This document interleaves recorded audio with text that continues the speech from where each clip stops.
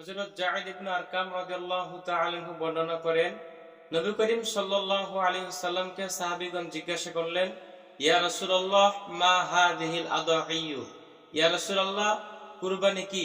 তখন নবী করিম সাল্লাল্লাহু আলাইহি ওয়াসাল্লাম বললেন, ক্বালা সুন্নাতু আবিকুম ইব্রাহিম, কুরবানি হলো তোমাদের পিতা ইব্রাহিম আলাইহিস সালামের সুন্নাহ। তখন সাহাবায়ে কেরাম জিজ্ঞাসা করলেন, ইয়া রাসূলুল্লাহ ক্বালু মা লানা মিনহা, ইয়া রাসূলুল্লাহ তাতে আমাদের কি, বা আমরা যদি কুরবানি দেই তাতে আমাদের কল্যাণ বা আমাদের লাভ কি? তখন নবী পাক সাল্লাল্লাহু আলাইহি ওয়াসাল্লাম বললেন, যদি তোমরা কুরবানি করো আল্লাহ পাক রব্বুল আলামিনের সন্তুষ্টি এবং রেজামন্দি হাসিল করার জন্য, আল্লাহ পাক রব্বুল আলামিনকে রাজি খুশি করার জন্য যদি তোমরা কুরবানি দাও, তাতে প্রতিটি পশমের বিনিময়ে আল্লাহ পাক রব্বুল আলামিন তোমাদের আমলনামার মধ্যে নেকি প্রদান করবেন। সুবহানাল্লাহ।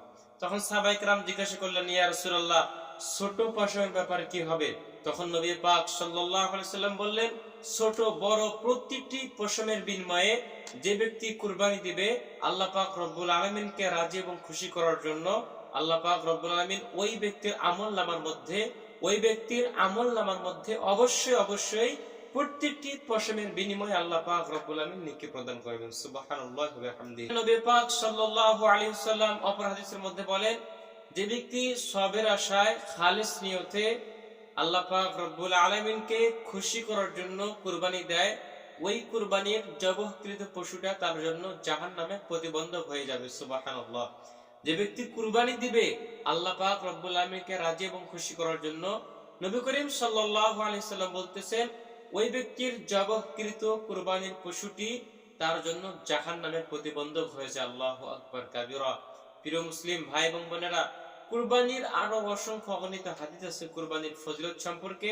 আসুন আমরা সকল চেষ্টা করি আল্লাহ পাক রব্বুল আলামিন সকলকে যেন পবিত্র ঈদুল আযহার মধ্যে আল্লাহ পাক রব্বুল আলামিন যেন আমাদের সকলকে কুরবানি করার মতো তৌফিক সামর্থ্য আমাদের সকলকে দান করে, এবং যারা কুরবানি দিবে রব্বুল আলামিনকে রাজি খুশি করার জন্য কুরবানি দিবে, আল্লাহ পাক রব্বুল আলামিন যেন সকলের কুরবানিকে কবুল ও মঞ্জুর করে।